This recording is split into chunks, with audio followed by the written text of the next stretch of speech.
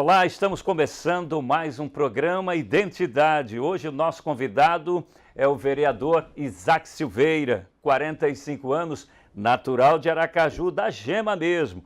É de origem pobre, de família simples, nasceu no Grajuru, morou no bairro industrial, mas não pense que ele é torcedor do Confiança não, viu? Daqui a pouquinho ele explica essa situação. Nós vamos conhecer um pouquinho desse professor de história, deste vereador, deste ex-sindicalista. Uma história bonita de vida que a gente vai começar, Isaac. Primeiro dizer que é uma alegria estar entrevistando você para conhecer e mostrar ao público a sua história. A gente sabe que você é de origem de uma família simples, né? Nasceu no Grajuru e foi parar no bairro industrial. Como foi isso? Ivaldo, primeiro, obrigado por esse momento. Para mim é uma honra estar concedendo entrevista a um dos mais renomados jornalistas aqui do nosso estado, né? Figura conhecidíssima. Olha, a nossa vida, né, foi pautada a partir do enfrentamento do sofrimento para manter família, né? Eu lembro muito bem que minha mãe, ela fazia a feira em Itabaiana. Então o caminhão passava, que era um caminhão, né? Era o pau de arara. Sim. E várias senhoras subiam naquele caminhão para irem de madrugada para a feira de Itabaiana, porque segundo eles, deve ser razoável, que seja verdade, era mais barato. Ela ia às quartas ou aos sábados? Ela ia aos sábados. Aos sábados. E aí a gente ia levá-la até, meu pai ia levá-la até o ponto que o carro passava e ela subia. Porque é interessante isso, quem fazia a feira eram as mulheres. Era verdade. Inclusive carregavam as suas cestas na cabeça. O homem levava até... É verdade. E conhecia o motorista, falava, essa cultura... Só embarcava, né? Quando a gente fica lembrando da cultura indígena. Então, veja só, nós nos criamos assim no Augusto Franco, numa vida assim. Meu pai começou como fiscal de praça e depois tornou fiscal de obras. E ainda no período do prefeito João Alves. Então, envolto nessa vida simples, que era a maior parte da sociedade aracajuana. E nisso ele sustentou quantos filhos, além de Isaac? 8 filhos, comigo 8 filhos, né? Era comum a prole ser grande, né? Era verdade, né? A turma dizia que é falta de televisão, né? Mas era porque também, né, como você está dizendo, era da cultura que as mulheres tinham que realmente era procriar, né? E o homem tinha que ter meninos, né? A ideia do anticoncepcional, ela foi reforçada no período dos militares, né? Tanto é que aquela música, Pare de Tomar a Pílula, Aldair José, ela foi até pressionada pelos militares para não ter divulgação, porque os militares defendiam a ideia do aumento do mercado consumidor. Era uma exigência dos americanos. É verdade. Que o mercado consumidor brasileiro ele crescesse. Então, havia um incentivo a isso. Então, o leite dado pela antiga LBA. É verdade. Você lembra disso? É. A manteiga do Estado. Tinha em pacotes também. Aquilo era para incentivar a procriação. Então, a turma fazia feira por brincadeira. E não tinha o Bolsa Família, que se tivesse... Parece que o Exército queria aumentar os soldados, né? Exatamente. O número de soldados, Exatamente. Né? E você passou pelas escolas públicas. Sim. Como é que foi esta trajetória? Eu estudei no Manuel Luiz, né, ali próximo à Praça da Bandeira, que é uma escola do município, né? Ensino fundamental, na época o primário, e depois nós fomos para o Colégio Lourival Fontes. Um colégio que ele é atípico, que ele é inclinado, ele tem... Você já esteve no Lourival Fontes? Sim. Ali perto da TV Sergipe está lá, é bem inclinado. Então era comum a gente tentar correr nos corredores e parar, porque era muito íngreme, né? E aprendi na escola pública, primeiro a ver o valor de que é lecionar em uma escola pública. A dificuldade com o material, que por incrível que pareça é maior do que a de hoje. Não tinha livros. Mas também quem queria estudar tinha como estudar. Existia uma concepção de ensino sistemático. Não havia as intemperâncias, as mudanças constantes como nós temos hoje, né? É verdade. As greves por conta da falta de pagamento, reajuste de piso, não havia isso. E a relação também aluno-professor é muito de respeito, né? Nós perdemos princípios, né, na sociedade. É verdade. Quando você perde princípios, você perde a ordem das coisas. Então, se chamou tudo de autoritário. E olha que eu sou um professor de história do campo democrático popular. Sim. Mas é preciso considerar o seguinte. leis como pai não pode, de forma alguma, disciplinar os seus filhos, porque isso é uma violência contra a criança. São conceitos extremamente relativos. Então, nós vivemos uma sociedade depois da queda do golpe militar, que tudo era possível. E agora, também com o surgimento do ECA, até para começar a trabalhar, isso criou um problema na relação pai-filho, né, na atividade. Né? Eu tenho a impressão, às vezes, que a nossa sociedade ela é hipócrita. O Brasil, às vezes, ele quer se apontar como sendo um país pós-moderno, inclusive mais do que a Europa. E não tem nenhuma substância na legislação. Para seguir aqueles exemplos, exatamente. Aqueles modelos. Exatamente. Né? Então, você hoje tem alunos que não respeitam os professores. Está aí, o Brasil está entre os países com maior índice de violência de alunos contra professores. Já que você abordou a questão da relação, você é um estudioso de história, nós vamos deixar isso aí para o segundo tempo. Neste primeiro tempo, nós vamos trazer o depoimento de uma pessoa que gosta de você, que conhece sua história. Conhece Leuzinha? Conheço. Eu conheci Isaac há 25 anos. Quando eu conheci o meu esposo, ele já era amigo do meu esposo, era da comunidade. Aí ele começou a frequentar o restaurante que a gente tinha. E ele sempre foi uma pessoa presente com os problemas das pessoas no bairro. Eu vejo ele como aquele ser humano que tem que viver mais de 100 anos, porque é de pessoas assim que o mundo precisa, na verdade. Não só como político, mas como pessoa, eu acho que ele é um dos melhores. Eu diria para você, Isaac, que você está só começando, porque essa jornada, eu creio, tenho fé em Deus que vai ser longa e que você não vai parar por aqui, não. Pois é, Isaac. Leuzinha, fala um pouco dessa relação gostosa que você tem, né, e tinha com os amigos, né?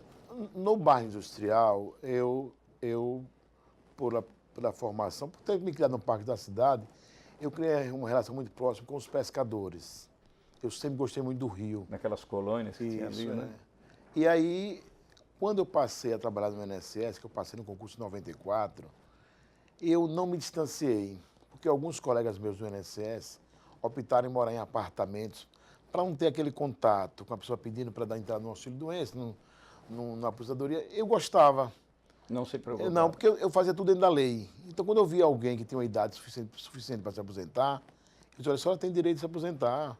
Pessoas pobres, passando até necessidades, tendo direito. Porque, veja, não há nenhum tipo... Eu não lembro na história do nosso país, educação previdenciária. Não há propaganda dizendo assim, olha, se você tem a idade X... E é muito complexa a coisa. Então, as pessoas não sabem seu direito. Assim, morrem, é aquela frase de Javan, morre de sede em frente ao mar. Daqui a pouquinho nós vamos para um intervalo. Eu quero que você explique como é que é morar no bairro industrial e não ser torcedor de confiança. Olha, e também de sua atividade. Vou perder alguns votos, viu? Nós vamos para um intervalo e já voltamos com o programa Identidade.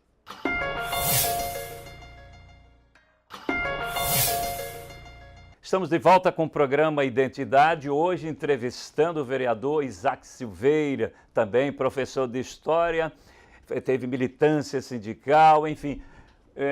Eu falei no primeiro bloco que eu queria entender como é que você morou no bairro industrial, onde tem atividade dos chamados proletários, que criou o Dragão Confiança, e você não conseguiu se apaixonar pelo Confiança. Pois essa questão antropológica é gostar de um time, né?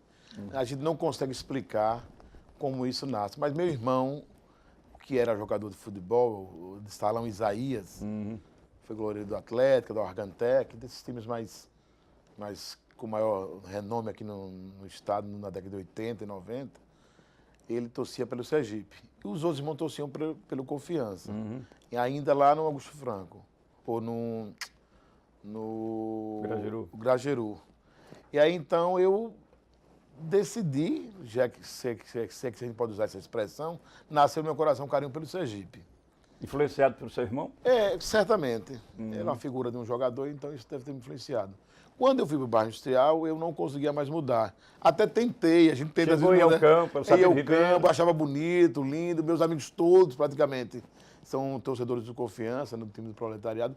Eu me identifico muito com essa expressão proletariado, porque porque eu sou um defensor da luta de classes, sei que ela existe, portanto a sociedade é dividida entre luta de classes mesmo, os que têm, os que não têm, isso é uma verdade. E como é que ficava você no dia, vai imaginar, o clássico no Sabino Ribeiro, Sergipe Confiança? Não, eu não ia. Se fosse no campo de Confiança, eu não iria. Né? Porque me cortava o coração torcer contra o Confiança. Por exemplo, Confiança vai disputar agora, na próxima quarta-feira, uma partida importante aqui no Batistão, na Arena Batistão. Eu estarei lá torcendo pelo Confiança. É porque aí você já imagina Sergipe, Sergipe, né? Não exatamente. o Sergipe. Exatamente. Mas sou torcedor do Sergipe, não seria hipócrita. Na minha campanha, eu fui um dos vereadores mais votados lá no bairro Industrial. Proletários também votaram. Claro, e quando perguntam, você torce para quem? Eu dizia para o Sergipe. Bem rapidinho. Bem rapidinho para ver se tem impacto menor. Mas não poderia ser hipócrita, demagógico.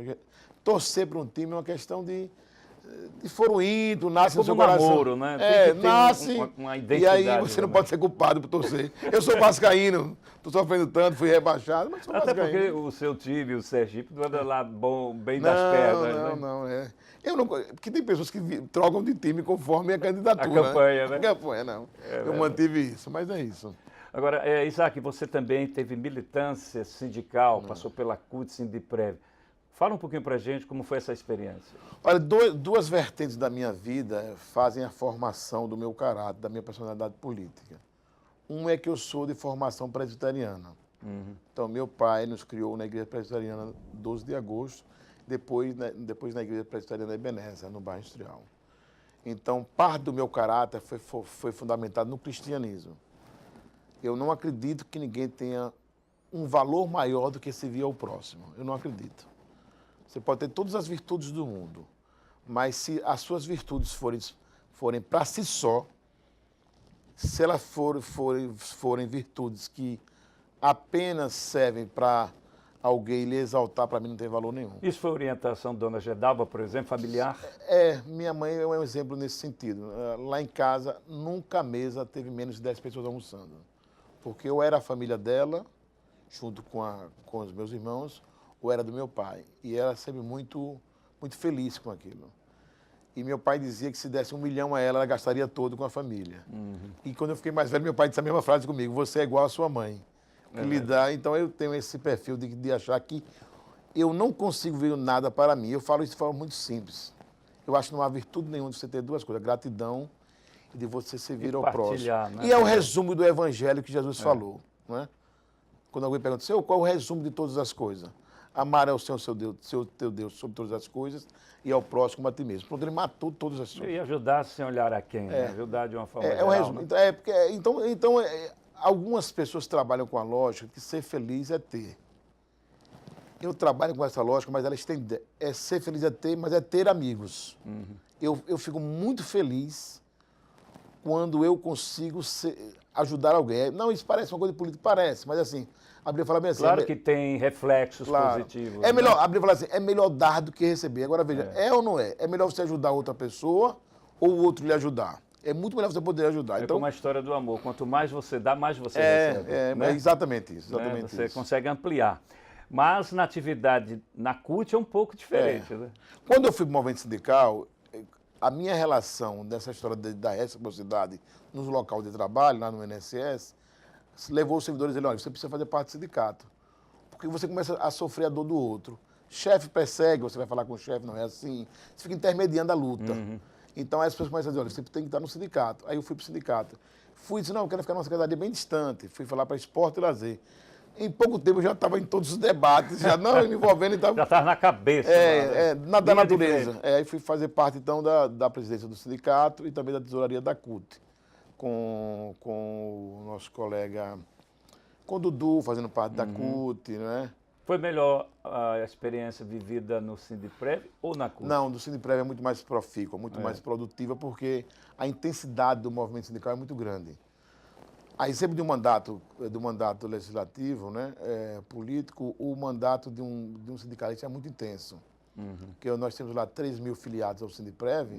Uma categoria você imagina grande, né? Grande, então tem problemas muitas individuais demandas, exatamente. Individuais e coletivas e as debates. Quando você vai para uma mesa de negociação em Brasília, são gestores com extrema especialização. doutorado, mestrado. Então, se você não for um sindicalista preparado, eles põem você no bolso. No primeiro bloco, você falou que muitos brasileiros não conhecem nem os mecanismos de chegar à aposentadoria. Agora que a coisa está confusa, as pessoas ainda ali procuram muito para buscar essa orientação, esses caminhos? Muito. E nós fizemos algumas reuniões para derrubar a tese do déficit previdenciário. Quase ninguém acredita.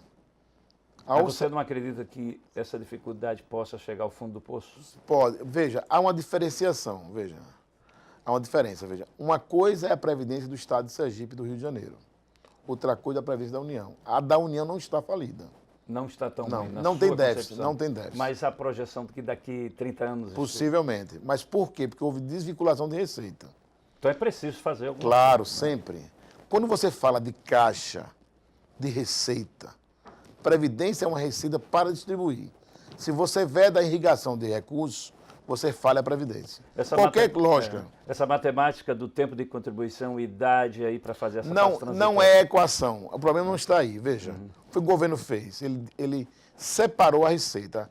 A receita da Previdência é formada chamada Seguridade Social, que é Previdência, Saúde e Assistência Social. Esses três, eles irrigam dinheiro para o caixa da Previdência, que é um do tripé.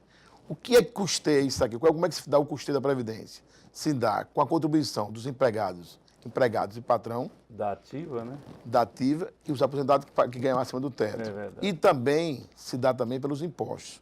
O que o governo fez? Ele tirou os impostos do cálculo e diz, só há cálculo. Você pode ir lá na imprensa, o que é grande imprensa fala bem assim?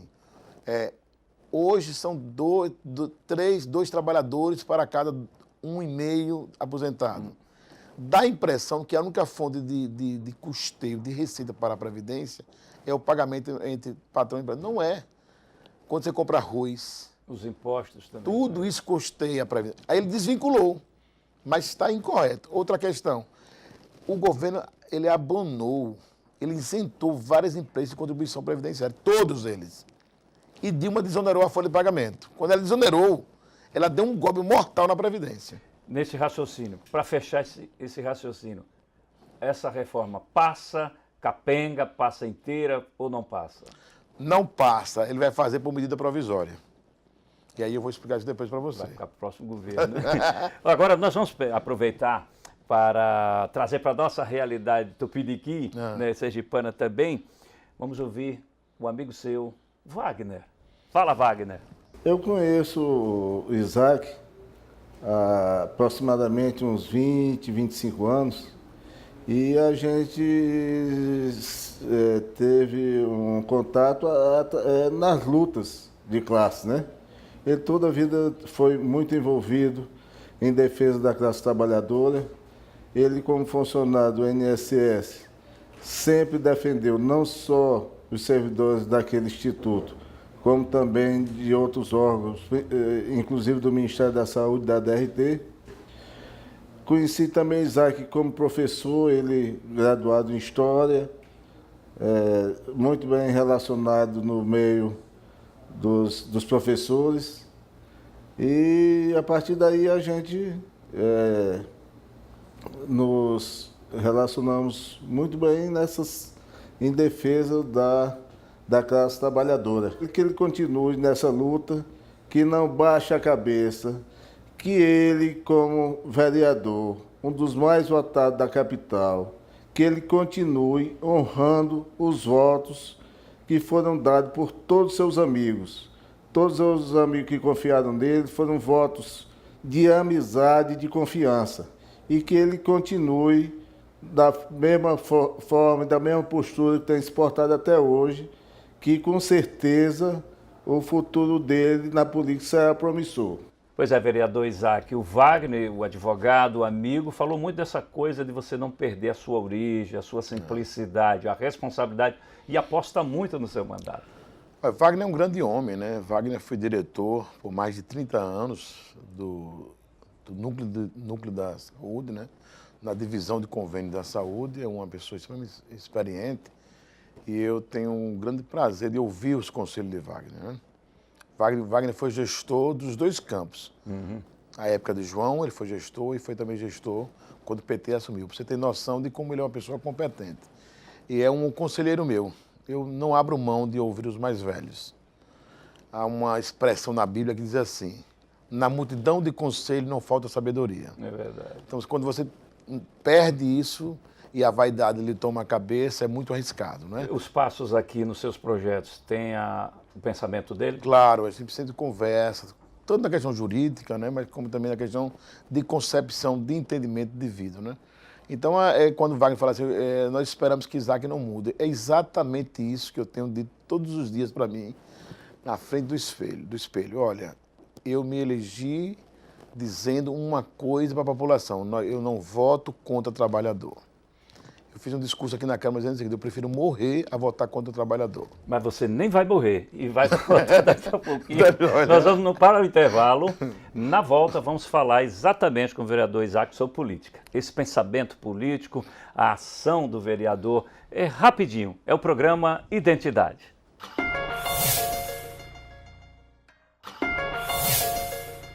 Estamos de volta com o programa Identidade, hoje entrevistando o vereador Isaac Silveira, um aracajuano, ele que praticamente teve a sua infância na periferia de Aracaju, estudou em escola pública, venceu como profissional e um dos mais bem votados na última eleição de Aracaju, quase 4.500 votos.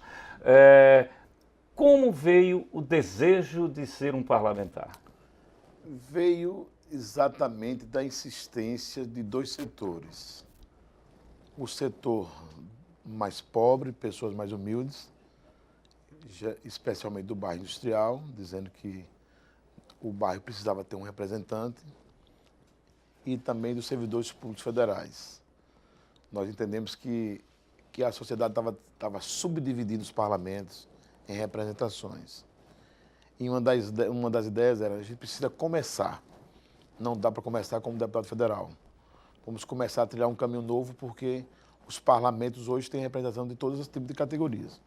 De evangélicos, não é, das mulheres, dos trans, todos os tipos de matrizes de pensamento. Então, portanto, os servidores federais queriam um representante. Por isso que a votação foi tão robusta. Não é porque Isaac é tão extraordinário, é porque os grupos o tornaram um candidato forte. Mas você e surpresa, né? Conquistamos ao longo da nossa vida. Não foi algo assim, por exemplo, eu estou no movimento sindical há mais de 20 anos. Eu fui presidente do Sindicato, como eu falei, 3 vezes. Eu poderia ter sido na primeira vez candidato. Mas a beleza de ser candidato não nasceu no meu coração dessa vaidade tola, que às vezes, não, eu quero ser um político. Não é isso. A ideia é contribuir em um momento tão difícil para a nossa sociedade. A gente vive um momento de extrema dificuldade. Olha, a reforma... Eles têm pressionado o vereador no sentido de fazer um lobby em Brasília com relação a essa reforma? Sim. Você vê pessoas... a bancada federal de Sergipe se comportou muito bem, com as exceções que nós já conhecemos. A terceirização e a reforma trabalhista foi um golpe muito duro na classe trabalhadora, que só será sentido ao longo dos anos. Mas isso não teria, vamos ser um pouco otimista na questão, não seria uma forma também de gerar oportunidades? Pois é, mas nós já fizemos os cálculos. Está gerando desemprego. Veja, depois que aprovou a terceirização e a reforma trabalhista, agora saíram os PDVs. Todos os bancos estão propondo PDVs. Bradesco, Banco do Brasil, Caixa Econômica. Até o governo federal quer PDV. Ora, se é que eu... Aí você diz, para que serve esse PDV? Para mandar uma mão de obra que eles entendem que é mais cara e contratar uma mais barata. É isso que gera emprego? Embora o PDV é facultativo, a princípio, pois né? Porque exatamente, gostei da expressão, a princípio. Então está provado que a sociedade não reagiu e não há nenhum nexo. Se você perguntar a todos os especialistas do campo... Porque tudo tem interesse. Em Brasília existe os lobbies, que é natural, né? Os congressos têm os lobbies, né? Então, voltando à sua pergunta originária, veja, então a vinda para o parlamento se deve a esse compromisso meu com os trabalhadores. Eu não tenho um outro compromisso. Se ao término do meu mandato, o meu compromisso, eu rasgar em algum ponto, eu ou não serei candidato ou serei derrotado. Então eu tenho que ser, no mínimo, inteligente. A minha inteligência me induz... uma trajetória que não é simples, exato, né? Me conduz a esse momento. Então, eu vou dar um exemplo. Agora, terça-feira, amanhã, e nas próximas semanas, nós votaremos 2 vetos do prefeito Edivaldo Nogueira. O senhor faz uma parte agora de um bloco chamado, como dizem alguns, independente. Esse bloco seria mesmo independente? Ou é um bloco de um pensamento de grupar o voto, mas pertencendo à bancada do governo? Não, é um bloco que entendeu que não deve votar em separado porque se fragiliza. Algumas votações, elas estão superando o ser situação e o ser oposição. Por conta disso, não adiantava votar um de um jeito, então nós reunimos 5 vereadores que estavam formando consenso em relação à saúde, em relação à educação, há vários pontos aqui na Câmara. E percebemos que a votação, desta forma, iria fortalecer o parlamento e a cada vereador. Mas prejudicou de alguma forma a relação com o executivo ou não? Não, o executivo que estranhou. A princípio houve um barulho, estranhou, né? Houve um estranhamento, mas percebeu que ele era ético. Quando é ético, quando não é vil, quando ele não é politiqueiro, politicária, para troca de espaço, não é nesse viés, o executivo percebeu que era questão de projetos. Voltando ao que eu falei anteriormente, os 2 vetos que virão para a Câmara, nós vamos votar pela derrubada dos vetos. Isso é estranho ao ouvido de alguém. Mas como pode, Isaac, que é do partido... Então, o executivo vai compreender, os senhores pretendem... Já está comunicando aqui, né, em primeira mão. Não, porque um dos vetos é um projeto meu, que é dos artistas, poderem receber até o dia 8 o pagamento dos seus cachês. Como é que eu posso propor... Até porque tem artista que não recebeu ainda o Forró Caju quando ele existia. Muito bem, em 2016. Pois é. Artista virou símbolo primeiro de artista no dia do show e de mendigo posterior ao show. As secretarias de cultura, as que pagam, posterior ao show é uma peregrinação. E agora é bom observar que isso não ocorre só aqui, não. É uma mania no Brasil de prestigiar o artista regional, nacional e não local. O prefeito Edivaldo, na sua gestão anterior, ele não teve esse problema. Isso é um fato. É elogiável a postura do Edivaldo. Houve uma melhoria. Inclusive por conta de cobrança da própria Câmara, né? Exatamente. Então, esse projeto nosso dignifica os artistas. Como é que eu posso votar contra um projeto que eu apresentei? Mas a bandeira do vereador Isaac está na linha aposentados, artista, ou o senhor tem um leque maior? Maior. Todos os assuntos que são voltados diretamente a categorias. Todos. Todos os segmentos de trabalhadores. Todos. A gente vai apresentando... Claro que a gente não pode fazer um mandato muito restrito, né? A gente está apresentando na área também da modernidade, da questão da mobilidade urbana. Por exemplo, nós estamos com um projeto agora sendo votado, que é os ônibus terem o dever de transportar a quantidade X de bicicletas. Foi um susto na Câmara isso. Foi um susto. Como é que os ônibus vão fazer isso? Nós mostramos no Rio, em São Paulo, no metrô de com São limitações. Paulo, com limitações. Claro que isso vai levar um tempo para se reestruturar. Mas é preciso garantir que aquele que usa o transporte alternativo, que é a bicicleta, possa ter o direito de usá-la quando ele entender que é o melhor caminho. Claro que é a melhor possibilidade. Por exemplo, tem autônomos como pedreiros que saem daqui para Aruana.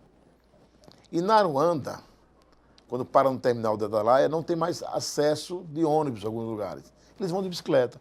Então, eles têm que sair de bicicleta do Santo Dumont até Aruanda. É um percurso razoavelmente grande. Mas o senhor entende que aí vai gerar uma polêmica, porque em Aracaju, por um lado positivo, se usa muito a bicicleta, né? Muito. O encaixe aí não vai ser fácil. Não, é um incentivo a um transporte que não polui, que é limpo, que melhora a saúde e que é possível. Claro que tem que fazer todos os regramentos, onde a bicicleta será retirada. Nós precisamos possibilitar o cidadão a ter uma vida melhor. E a utilizar, porque a gente tem preconceitos. Nós somos criados com o valor que o maior valor patrimonial móvel é o carro. Então as pessoas acham Ao contrário da Europa, que executivos, empresários pegam sua malinha preta, sobe no metrô, no Exato, trem. O transporte coletivo é valorizado. E a bicicleta nos países asiáticos são extremamente valorizados. Então, alguém que é o CEO de uma empresa, que é o gerente de uma empresa, usa a bicicleta. Aqui é inconcebível encontrar um grande advogado de bicicleta. Um vereador de bicicleta, porque acho que ele está diminuindo. Rapaz, esse rapaz não tem nem condição de ter um carro, mas... Vem de bicicleta, né? É aquela cultura diferente, repito, do europeu, que aqui no Brasil e no Nordeste mais ainda, as pessoas são vistas pelo que têm, não pelo que são, né? Isso faz parte. Na sua ideia é mostrar que a bicicleta é um instrumento importante. E é uma alternativa. Veja, a gente não pode impor nada a ninguém. Agora, por exemplo, transporte público é um direito. eu usar a minha bicicleta é uma alternativa, é uma possibilidade de...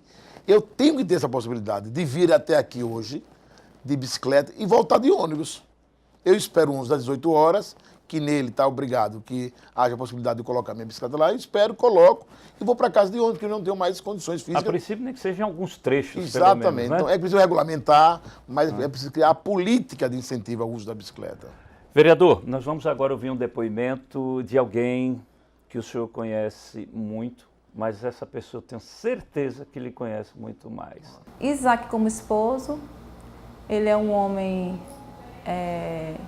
embora assim um pouco ausente devido às atribuições dele, mas ele é uma pessoa que se importa, entendeu, com o outro. É uma pessoa, como dizer, é um homem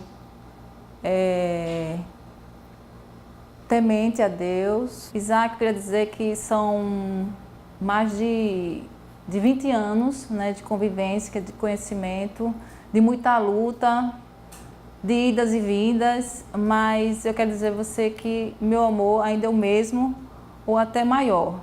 A gente aprende algumas coisas, né? Tivemos algumas histórias tristes, mas graças a Deus foram superadas. Isso porque nós temos Deus. Deus é o centro. Então nós acreditamos no mesmo Deus e é Ele quem nos mantém vivos, é Ele quem nos mantém unidos. Então eu quero dizer que apesar de tudo, da ausência, eu ainda o amo.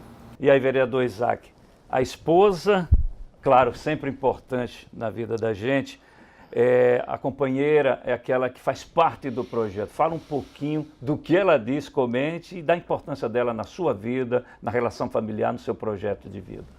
Elindomar é uma grande mulher, não é? E como a gente tem trilhado a ideia da sinceridade, ela fala com razão.